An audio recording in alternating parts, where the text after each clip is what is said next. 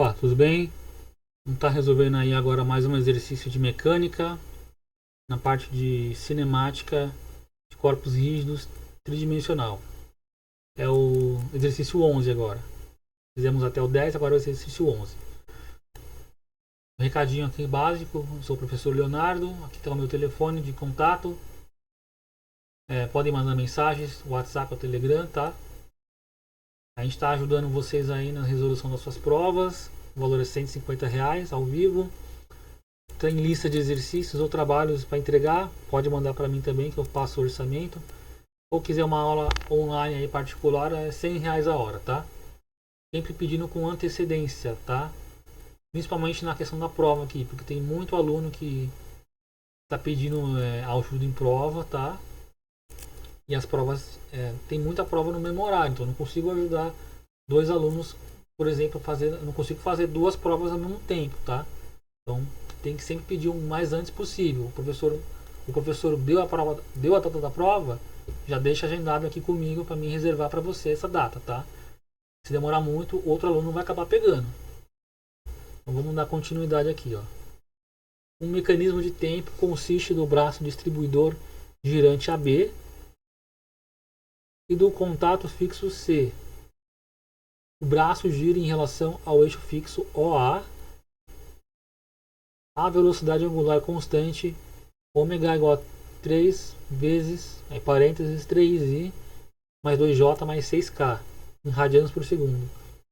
E as coordenadas do contato C expressas em milímetros são 75, 75, 150.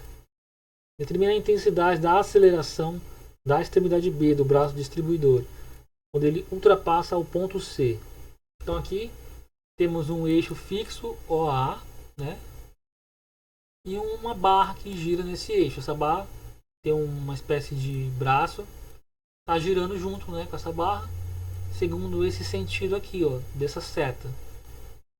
E tem um ponto de contato, seria um mecanismo qualquer, né? Pode ser que tenha algum ímã aqui, aqui é uma ponta, uma distribuição de peças metálicas, por exemplo. Tem um tubo aqui que traz peças metálicas para cá. Quando chegar aqui, aí está sincronizado com esse braço B. Quando ele encosta no ponto C, o ponto B, no ponto C, esse magnetismo, ele pega essa peça metálica e traz para cá, para outra posição. Aqui é só um exemplo, tá? Do que serviria isso. E ela tem que calcular a aceleração desse ponto B quando ele está no ponto C. Okay? E aí, diferente dos exercícios que a gente estudou anteriormente, ó, a gente tem aqui, por exemplo, um corpo rígido, né? Vou pegar aqui, por exemplo, ó. Tem um corpo rígido. Se eu pegar eixos fixos nesse corpo, por exemplo, eu tenho aqui esse eixo, ó. Eu tenho esse eixo aqui. Eu posso pegar esse outro eixo aqui.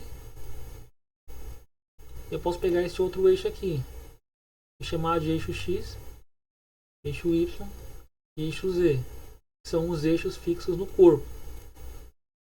E aqui tem um eixos fixos no espaço, né? Nos exercícios que a gente fez anteriormente, esses eixos que estavam fixos no corpo, eles se mexiam em relação a outros eixos do espaço. Por quê? Porque existia movimentos de precessão e de nutação, né? Era um exercício onde poderia ter um movimento completo tridimensional, além da rotação própria, né? Que é o spin, esse spin aqui, rotação própria, poderia o corpo, por exemplo, girar para cá. Aí seria, por exemplo, um movimento de precessão. Isso não vai acontecer agora, tá? Esses eixos aqui, ó, o exercício fala que o eixo OA ele é fixo. Então o eixo Z está fixo aqui, tá vendo? Ó? E esses eixos X e Y aqui, eles são fixos também. Né? Apesar desse braço AB, esse AB, ele está apontando para o Y aqui. Mas eu posso pensar o seguinte, ó. Que essa barra AB, quando ela girar, o ponto B pode vir para cá. Tá? O ponto B pode vir para cá. Não tem problema, tá? Aí esse eixo X ele pode vir para cá, por exemplo, né? Esse eixo Y aqui, na verdade. Esse eixo Y ele pode vir para cá, por exemplo. Né? E esse X ele pode vir para cá. e o Z não muda, né? Está girando em torno de Z. Não tem problema, porque ao analisar isso, eu percebo que ainda só existe uma rotação, né? Que é sempre a rotação em torno de Z. Não tem rotação em torno de X nem em torno de Y. Então não tem nem precessão e nem rotação. É sempre a rotação de spin que está acontecendo. Tá? Então esse eixo aqui, esses eixos aqui são desnecessários, tá? Esses eixos que estão fixos no corpo aqui, a gente não vai precisar deles para trabalhar esse problema. De certa forma, eles também são inerciais, né? Vamos trabalhar apenas com um sistema de referencial fixo aqui e já está desenhado. Aí vamos pensar o seguinte, ó. Eu vou imaginar que esse braço está girando aqui, ó. Quando ele está nesse ponto C aqui, ó. Quando ele está nessa posição, por exemplo, o vetor velocidade é tangente à curva, né? Então o vetor velocidade é esse aqui. Para esse ponto, por exemplo, né? E quando esse braço B, quando esse braço B tá para cá, aí nesse caso a minha velocidade é essa aqui, tangente à curva. E por aí vai. Quando esse braço tá para lá, posição B tá ali, a velocidade é tangente à curva, então o vetor velocidade é para cá. É assim que se comporta o vetor velocidade ao longo do movimento, tá? E repara que a velocidade em si, ela não muda, né? Por quê? Porque a rotação é constante, ó. Esse vetor de rotação aqui, como a gente já explicou nas outras aulas, ó. Se eu for imaginar a minha mão direita, né? Para me aplicar a regra da mão direita aqui, ó. Essa aqui é a minha mão. Aí imagina que meus 4 dedos apontam no sentido do movimento de rotação aqui, ó. Meus 4 dedos. 4 dedos. E aqui a palma da minha mão, né? Fazendo a mesma curvatura da curvatura do movimento circular. Meu dedão vai apontar para cá, certo?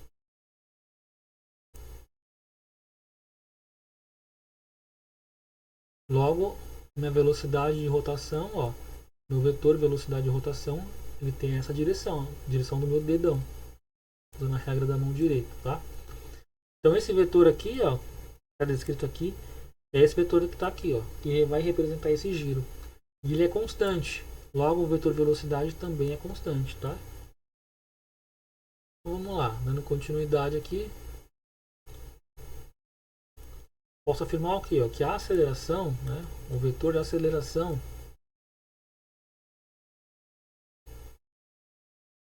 antes disso, vou falar da velocidade. O vetor velocidade é calculado como a taxa de variação da posição, certo? Em relação ao tempo. O quanto que a posição varia em relação ao tempo, tá? Por exemplo, vamos pegar o centro aqui, ó, o meu sistema de referência aqui, ó. A posição do ponto B, digamos que quando ele está aqui, ó, no ponto de contato, é essa posição aqui, ó. Esse é o vetor posição desse braço B quando ele está aqui no ponto C. Ele está nessa posição. Porém, quando passa um instante bem pequeno de tempo, ele dá uma deslocadinha para cá. Logo, esse vetor de posição ele vai mudar para cá. Okay? E essa mudança aqui nessa direção aqui, ó, isso aqui que é o dr, né? Esse é o meu valor de dr, tá?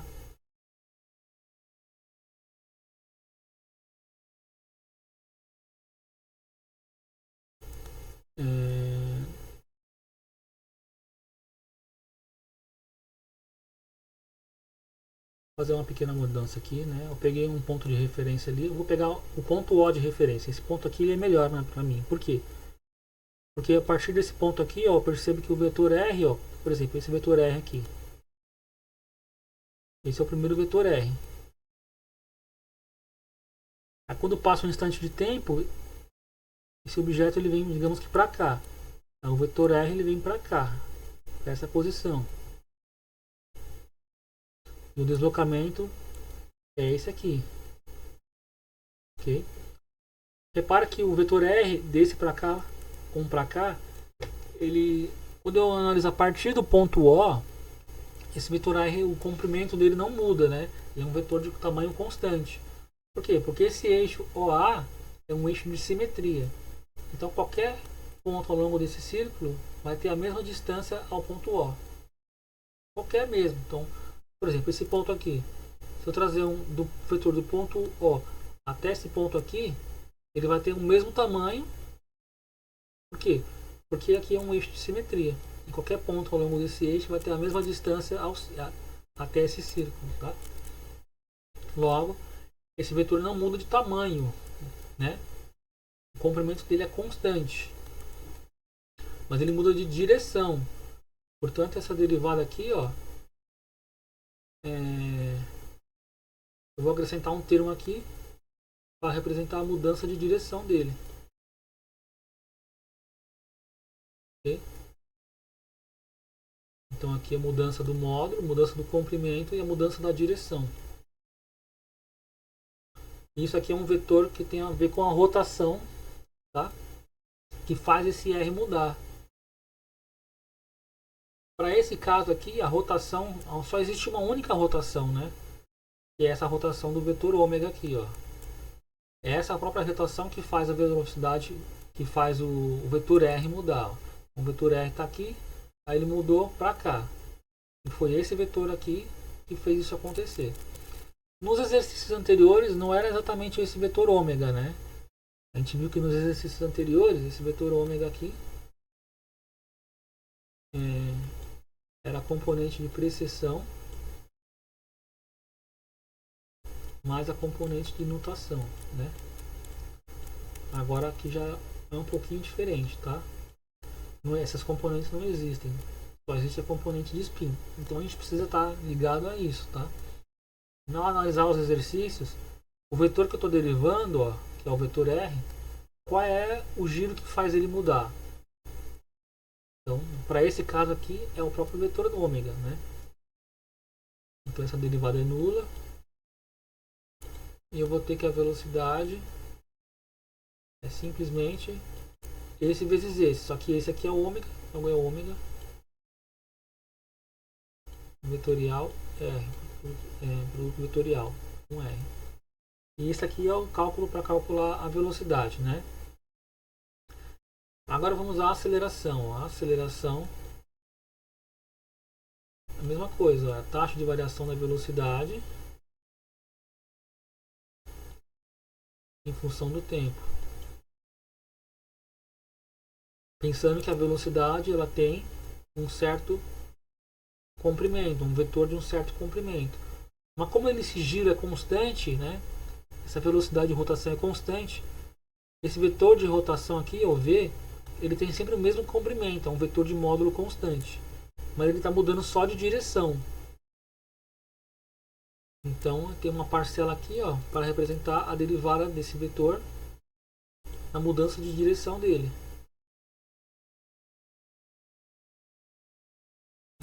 E como o giro é constante, o módulo de V não muda. Ele muda só de direção. E agora tem que analisar qual é o giro que faz mudar a direção de V.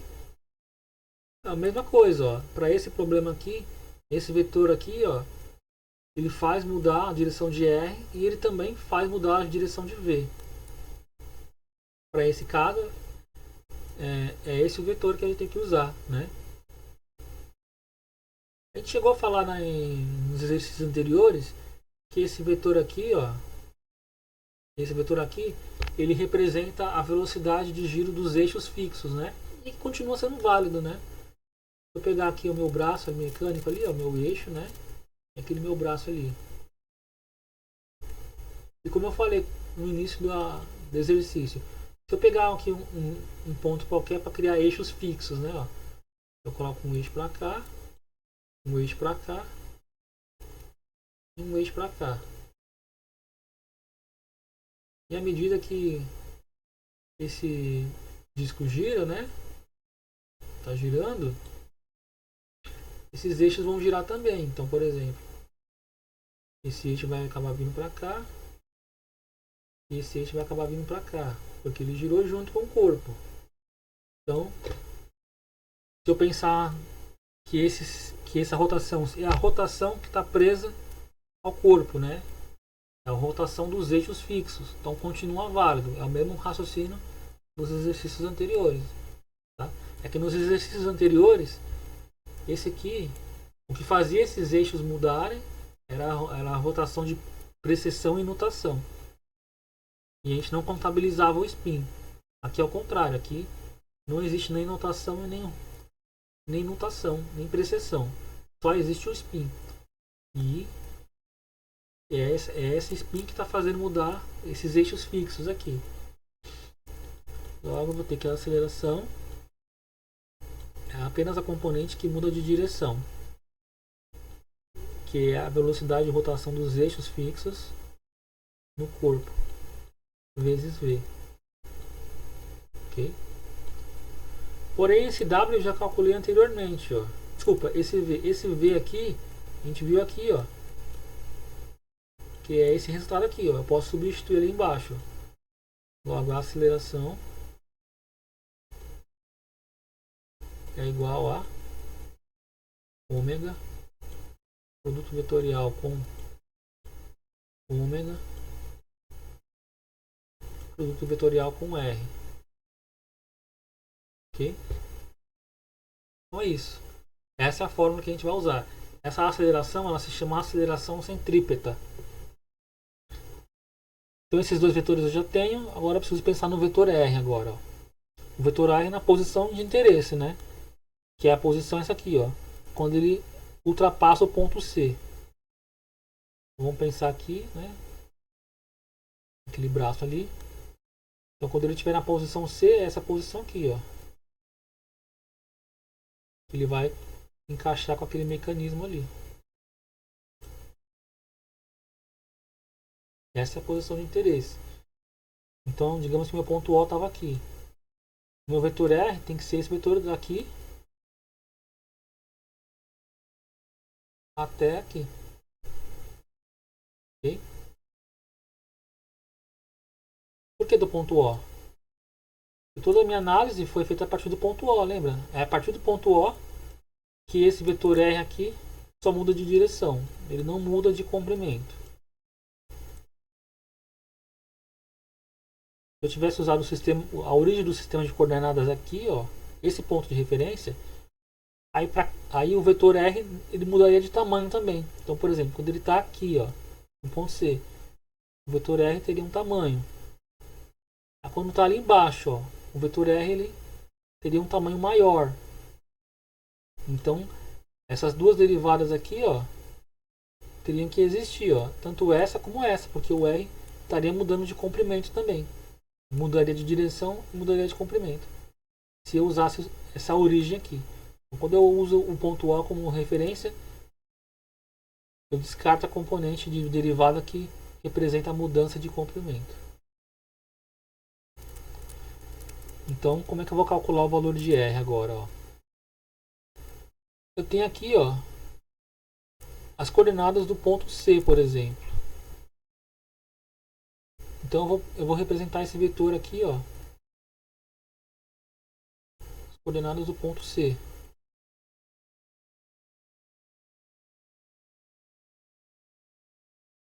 Setenta e cinco e 150 milímetros, né? 75 e mais 75J mais 150, né? 150K.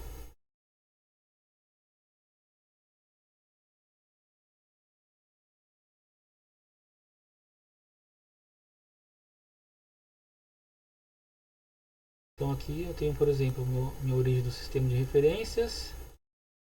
E eu sei que esse vetor RC é esse aqui, ó. Da origem do sistema de referências, né? Esses números aqui estão em relação à origem. Então, da origem até o ponto C. Então esse vetor aqui, eu conheço ele, ó, RC.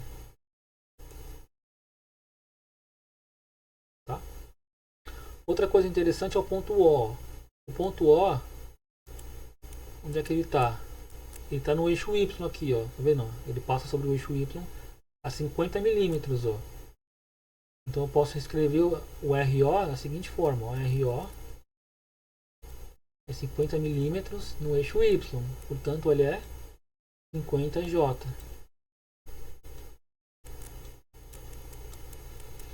Digamos que seria um vetor assim, ó. Aqui está meu RO. Tá? Só que eu quero o valor de R aqui, ó. Esse é o valor de R, ó. Medido a partir de O até C.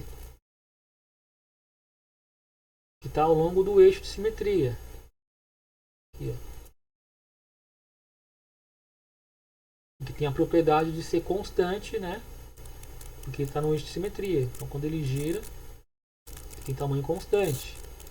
Como é que eu calculo o ponto R nessa configuração aqui, ó, no ponto C? É usando uma subtração de vetores, ó, porque RO mais R dá RC. RO mais R dá RC. Logo R, RC menos RO. Então R é igual a RC menos RO. Né? Esse vetor aqui menos esse vai dar o vetor que eu preciso. Então, fazendo essa subtração desse vetor menos esse, ó, repara que a componente I e K não se altera. Eu tenho que subtrair só a componente J. Ó. 75 menos 50 dá 25. Logo o vetor... Isso aqui é um R, não é? Isso aqui é uma letra R. Logo o vetor R, ele é 75I mais 25J, já subtraído, mais 150K. Pronto, agora é esse que eu preciso utilizar para calcular essa aceleração aqui. Repara que desse produto vetorial tem que começar por esse aqui, ó. Né? Porque esse aqui representa a velocidade V, ó. Então, é esse produto vetorial que eu vou fazer primeiro.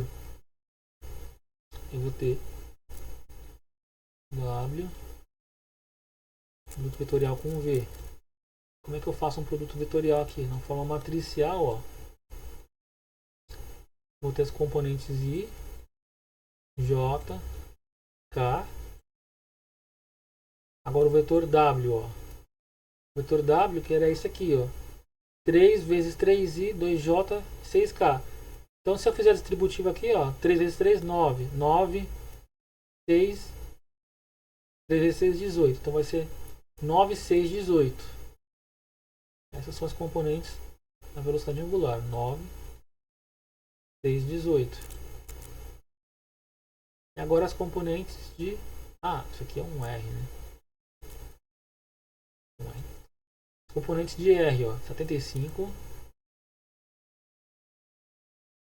25 e 150. E esse determinante vai me dar um vetor. Porque aqui tem a componente I, J e K quando eu multiplicar. Então eu vou escrever esse vetor na forma matricial também, na forma de vetor coluna. Ó. Onde eu vou ter aqui na linha de cima as componente I, componente J e componente K. Então, por exemplo, aqui, ó, na calculadora. Primeira componente I é isso é multiplicando esses termos. Ó. Então eu tenho que fazer na calculadora aqui 6 vezes 150. Então eu tenho. Vou fazer meu celular aqui. 6 vezes 150. 900. 900. Lembrando que está em milímetro, tá? Isso aqui são milímetros, ó. Então aqui é 900 milímetros por segundo, ó. 900 milímetros por segundo. Opa. 400. Agora o segundo produto aqui, ó, é esse aqui. Componente J, linha de baixo, ó, 18 vezes 75. 18 vezes 75 dá 1350. Então, 1350 milímetros por segundo de velocidade. Epa. 1350. Então já foi essa. Já foi essa. Agora essa aqui. Componente K. 25 vezes 9. Ó. 25 vezes 9, 225. Aqui eu tenho 225. Agora eu tenho que voltar, ó, esse produto aqui. Subtraindo, ó, menos. Aí eu tenho 75 vezes 6. 75 vezes 6. 450. Logo, aqui eu tenho menos 450. Agora, esse segundo produto voltando aqui, ó. 9 vezes 150. 9 vezes 150, 1350. Componente J. Menos 1350.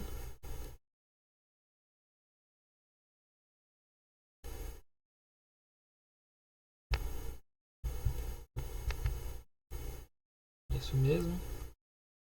Vou conferindo aqui. Agora tem que fazer esse aqui, ó. Esse produto aqui. 25 vezes 18 vezes I.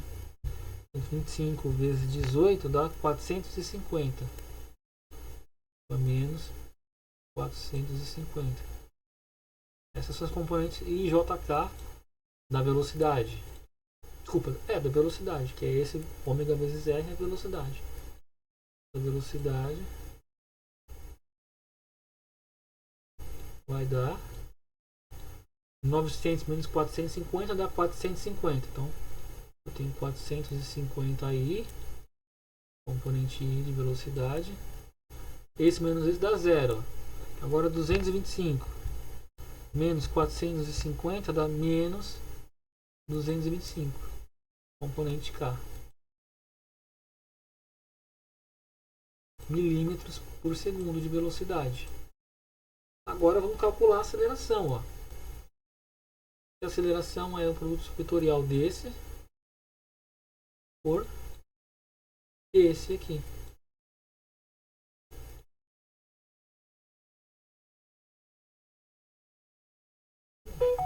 Vai ser semelhante. Aí eu tenho a componente I aqui, componente J e K. Aí as componentes de ômega, 9, 6 e 18, ó, que é esse aqui. 9, 6 e 18. Agora as componentes de V, que é ômega vezes R, que é 450 em I, 0 em J e menos 225 em K. E aí, o determinante disso vai dar um vetor. Então, eu vou escrever na forma de vetor coluna. O primeiro produto aqui, ó, essa multiplicação aqui, ó, vai dar 6 vezes menos 225, menos 225. Está dando 1350, que é negativo. Então, aqui eu vou ter menos 1350. Agora a aceleração é milímetros por segundo ao quadrado. Segundo produto é esse aqui, ó, 450 vezes 18. Está dando 8100. Logo aqui eu tenho 8100 milímetros por segundo ao quadrado de aceleração. Agora o terceiro produto é esse aqui. Repara que tem um zero, então a multiplicação dá zero. A componente K aqui vai ser zero. Agora o produto voltando aqui, ó. Agora multiplicando esses aqui, 450 vezes 6, 2.700, só que voltando é negativo. Logo eu tenho aqui menos 2.700.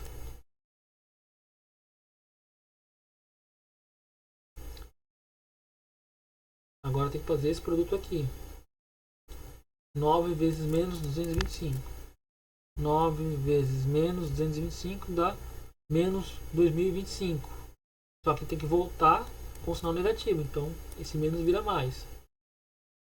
Portanto eu vou ter aqui mais 2025.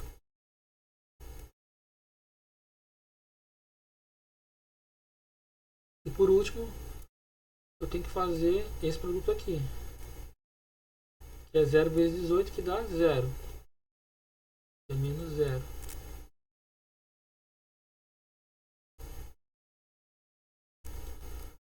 Logo, a aceleração, que é a aceleração centrípeta, vai me dar menos 1350 componente I.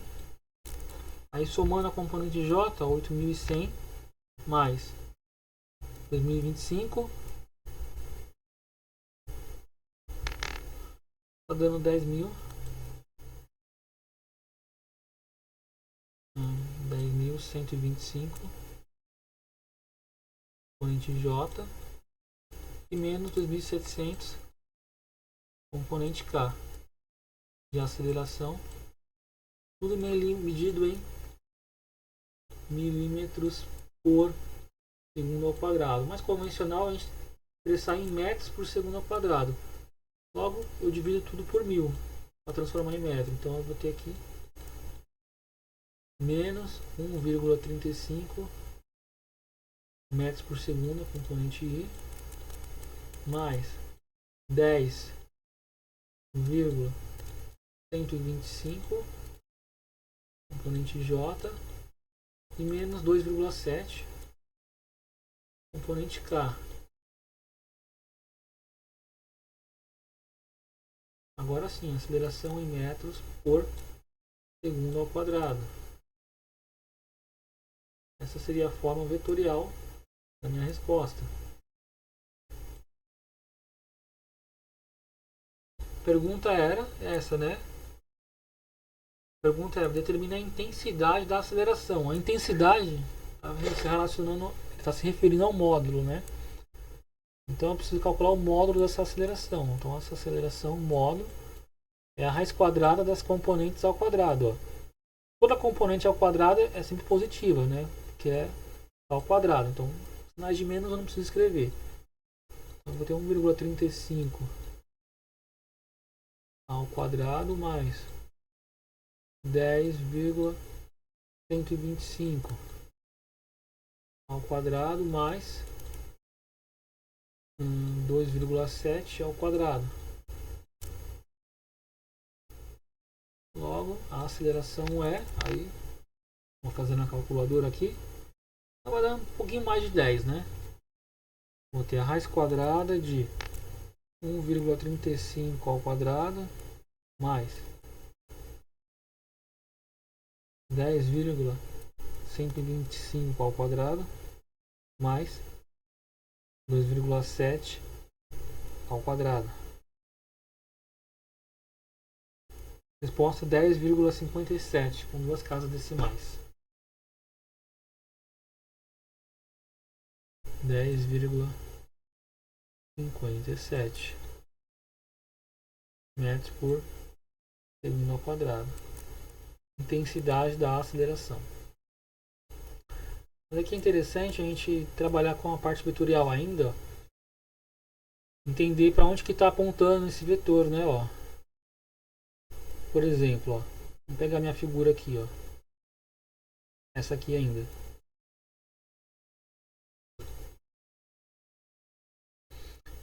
A componente X, ó, é negativa. A componente K também é negativa. E a componente J é positiva. Ó. Eu sei que a aceleração ela aponta para o centro, ó, então ela está apontando para cá. Ó.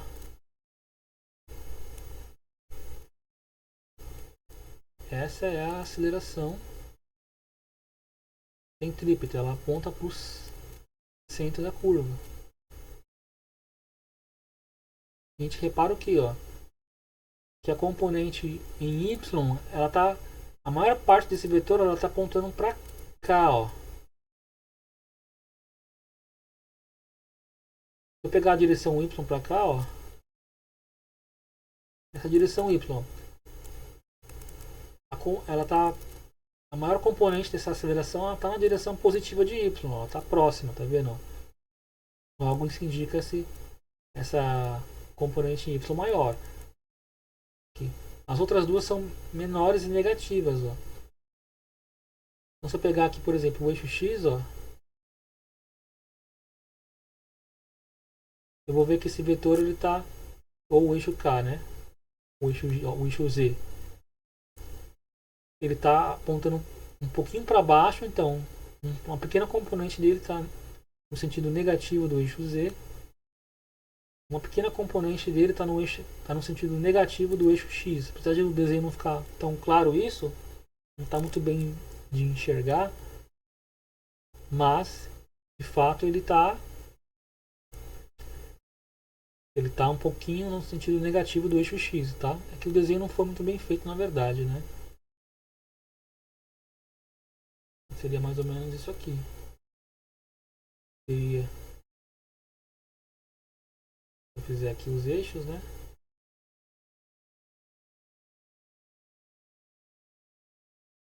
Z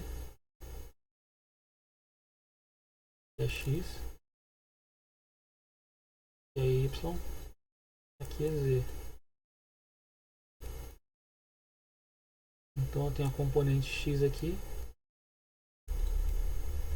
uma componente pequena, negativa, a componente z pequena também, a componente y é maior. E a soma vetorial é um vetor mais ou menos nessa direção aqui, um pouquinho para baixo do plano, x, y, apontando de C para A. Aqui apontando de C para A. E é isso. Espero que tenha entendido aí o exercício, tá? Vai dar continuidade aí nos próximos exercícios dessa matéria e de outras matérias também. Lembrando aí, quem quiser, tiver interesse em obter uma ajuda aí, né? Nas suas tarefas, nas suas provas aí, a garantir, né? Pedindo sempre com antecedência, né? Não pega muito em cima não, que tem que deixar o horário reservado para você, senão outra pessoa pega. Muito obrigado aí e até mais.